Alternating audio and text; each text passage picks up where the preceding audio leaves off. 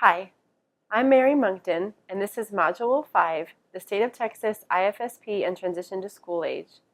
It is a portion of Part 1, Birth to 3, Assessments and Evaluations for Deaf and Hard of Hearing Children. This module is Module 5 out of 6.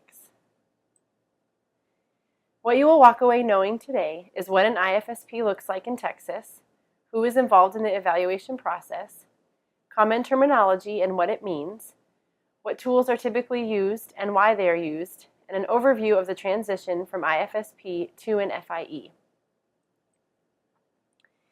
The IFSP process in Texas. The IFSP, as mentioned earlier, is an individualized family service plan. It is the actual written document, so the evaluation should actually happen before this written document is developed. The IFSP outlines the individual child and family service plan.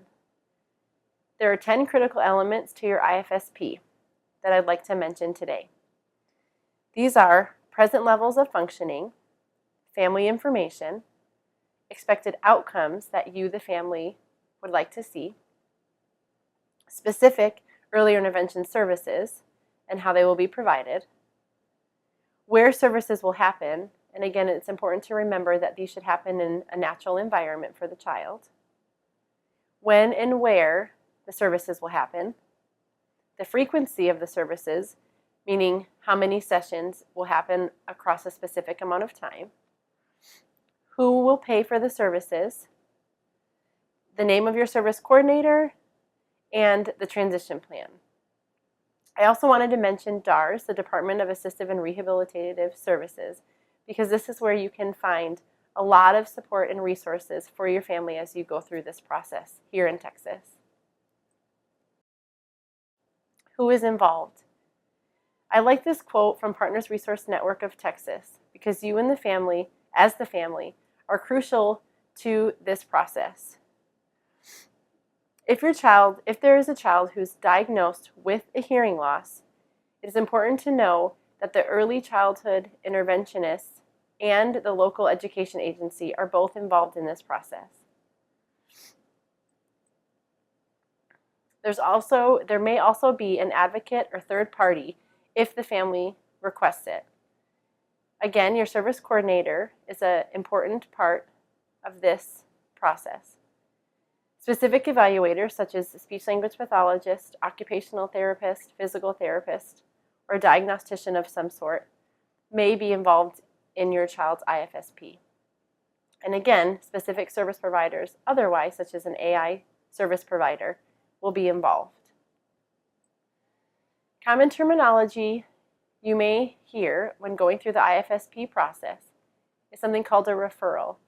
So you need a referral from your doctor in order to receive an evaluation, perhaps for speech and language or physical therapy, occupational therapy. Norm referenced, again, pairs with Cheryl's Module 2, where she talks about standardized assessment, terminology related to such, and where your child's skills may fall from norm reference tests or otherwise known as standardized tests. Age equivalency refers to how your child is functioning compared to children of the same age. Reliability and validity, again, supports what Cheryl talked about in Module 2 related to the reliability of a standardized assessment or formal assessment and the validity of this assessment.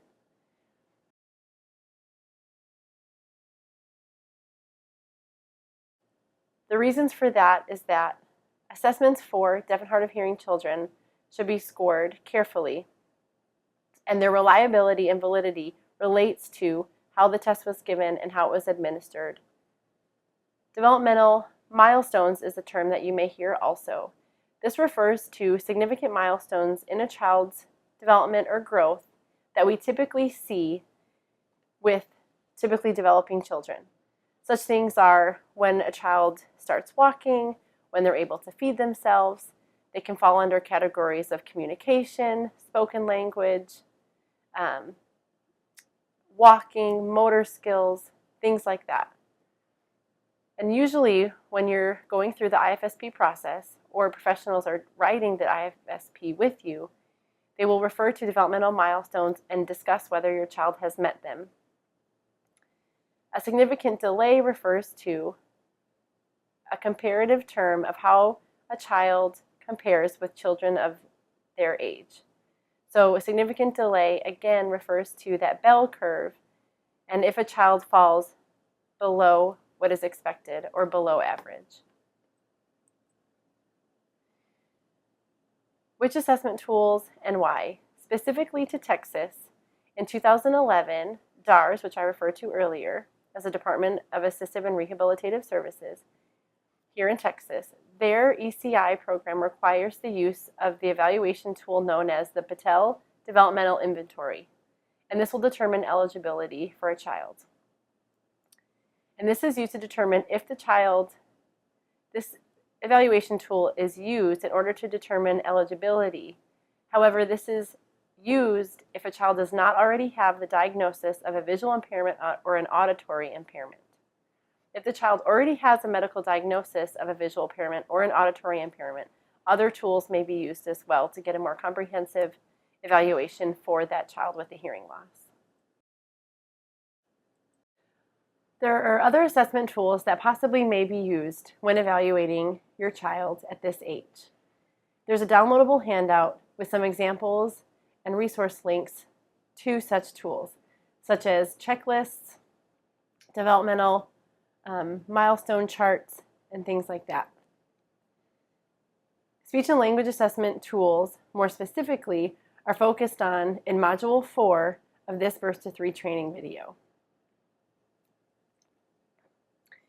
The transition from an IFSP to an FIE is an important one, and it is really important to note that as soon as a child turns 3, it doesn't matter if it happens on a Sunday or a Tuesday or a Friday, as soon as that child turns 3, early intervention is no longer involved, and it is up to the local education agency to be supporting this child.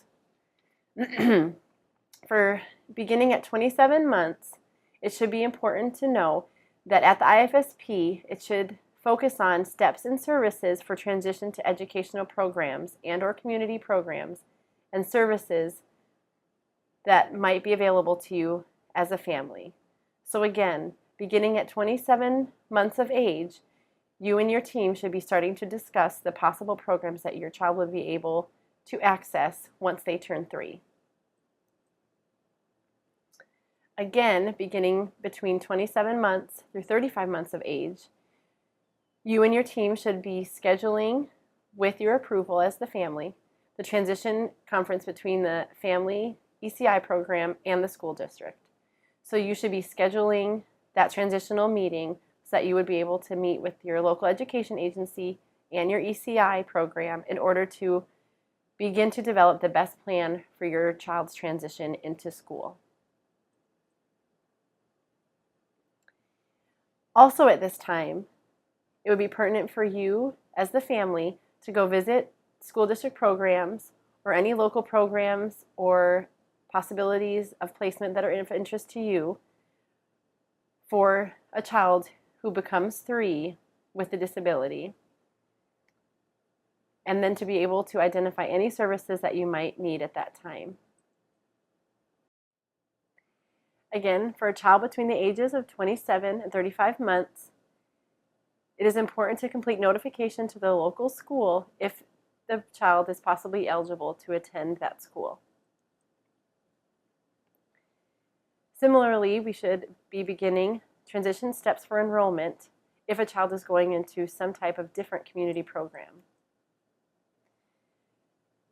For children between 30 and 35 months of age, school districts with parental consent should begin to conduct evaluations to establish eligibility for special education services.